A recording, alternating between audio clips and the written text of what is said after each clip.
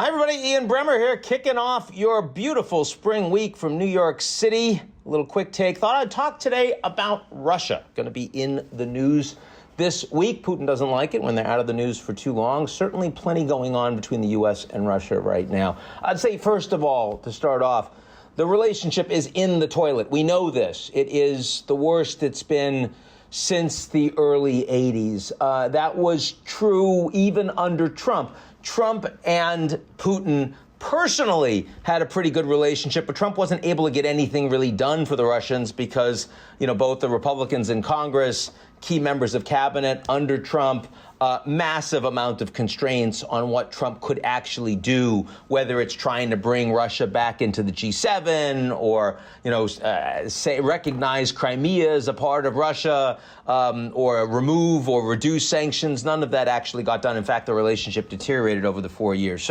But now we've got Biden. And the focus is, of course, more on human rights. The focus is more on climate change, which means that Russia, as a massive energy exporter, and particularly in terms of their influence on Eastern Europe and Western Europe, on the downstream for gas delivery, for example, something that Biden is much more focused on. So a lot more pressure on the Russians. And the Russians don't care. Their willingness to hit back and show that the Americans are not willing to take any significant risks to constrain the Russians is also fairly significant. And this is playing out in a number of ways. Perhaps most importantly for the media this week will be Alexei Navalny. He has been in jail. He's still very much incarcerated, but has just in the last few hours been moved to a hospital. Some doctors who have not been able to see him directly say that his health is in danger, that he could potentially die. I have no way of knowing whether that's true or not. But we do know the Russians tried, indeed did poison him before and could have killed him, but did not because of some quick thinking medical response. And that means that their willingness to assassinate him certainly is there. Now, the consequences, they say, Jake Sullivan, the national security advisor of Biden, says that there will be consequences if Navalny dies in Russian custody. I think the consequences there would be additional sanctions, but they probably wouldn't be all that great. Certainly not more than the Russians would expect or be willing to tolerate. What's more interesting, perhaps, is that over the course of the next couple of days, Navalny's supporters are organizing nationwide demonstrations. They were planning on holding off until the summer, but they pushed it up because of the health decline. And this, the date of this on Wednesday coincides with the date of Putin's annual State of the Union speech, which goes on for hours, and he takes all of these questions from the media, and he shows what a wonderful guy he is and how he can talk about just about anything because he, of course, is the absolute authority in Russia, and nothing he says can or will be used against him. He's not going to like a backdrop of big demonstrations, which means the potential for large-scale arrests and violent repression is pretty high. That is going to indeed continue to worsen the relationship between the two countries as well as Russia and the Europeans.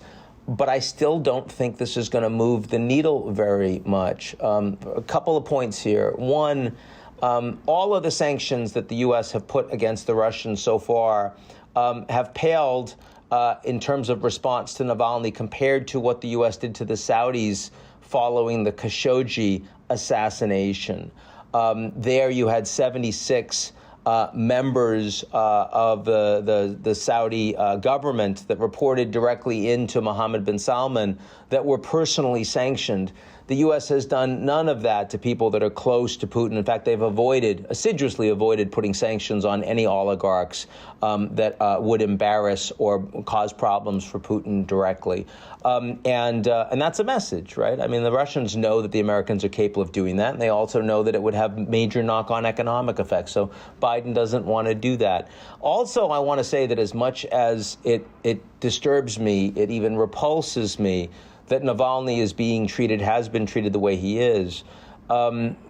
there is no effective opposition in Russia. It is an authoritarian state. It is like China and many other authoritarian governments in that regard. There are many things the Russians have done that are far more brutal and consequential for human rights around the world, like the war, the intervention, the invasion in Georgia, like the cyber attacks against Ukraine, like the invasion into Ukraine, the annexation of Crimea, and much more impactfully and importantly, the little green men into Southeast Europe, where they continue to occupy territory and where there has been a massive military buildup on the border just over the last couple of weeks. These are bigger deals. The media and the Americans focus more on Navalny. He speaks English. He is, sort of charismatic. He's tall. He's attractive. He gives lots of interviews. And so the Westerners like that. But these other stories affecting, poor people that don't get the media time actually matter a lot more. And even there, the willingness of the U.S. to engage seriously. The U.S. was planning on sending ships to the Black Sea. They demurred. They decided against doing that because the Russians told the Americans that this was just 2 weeks of military exercises and then they were going to stop. But they still occupy Ukraine. It's a sovereign nation. And the Americans indeed had said before, along with other countries, that if they got rid of their nuclear weapons, that the sovereignty would be respected. That was a treaty so much for that. So, I think those are more significant things. Just like in Saudi Arabia, the war in Yemen has been much more consequential than Jamal Khashoggi. But, Yemenis aren't writing for the Washington Post, and Khashoggi was. So there you have it. I think that's significant. My friend Mike McFaul, the former ambassador to Russia and a very good guy, came out and posted that if Navalny is killed, that no leader that focuses on human rights, cares about human rights, should ever meet with Putin again. That's wrong.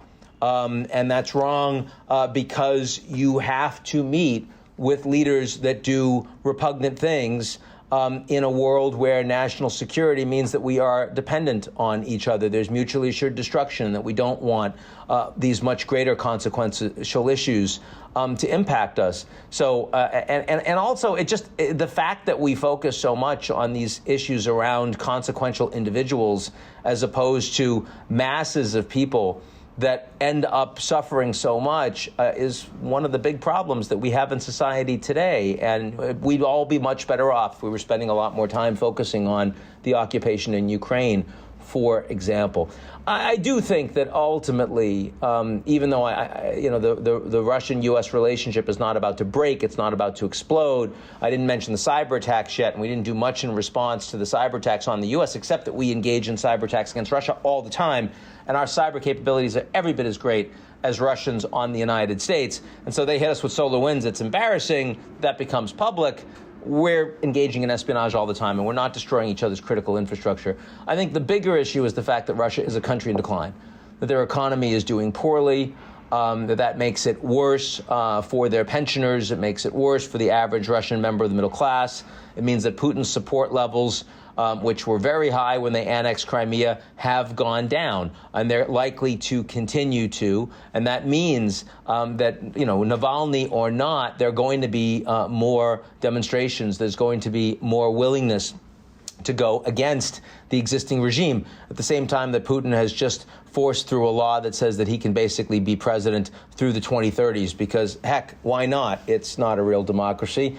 We can do whatever we want. A sad state for an important country. Opportunities that were missed, the whole who lost Russia debate back in 1991, the Soviet Union collapsed, and there was lots of ideas that the Russians would eventually integrate, become part of the United States. The Russians mishandled their reforms. The Americans didn't provide much support, and now we're in a situation where the relationship is very much back in Cold War footing, except the Russians are much less consequential than they used to be. They still have got lots of nukes, though. We still have to pay attention to them. They can cause trouble in their country and around their borders, and they are still doing that. And as a consequence, that's why we're talking about them today. So that's it for me. Be safe. Avoid fewer people. We're coming out of this. Talk to you soon.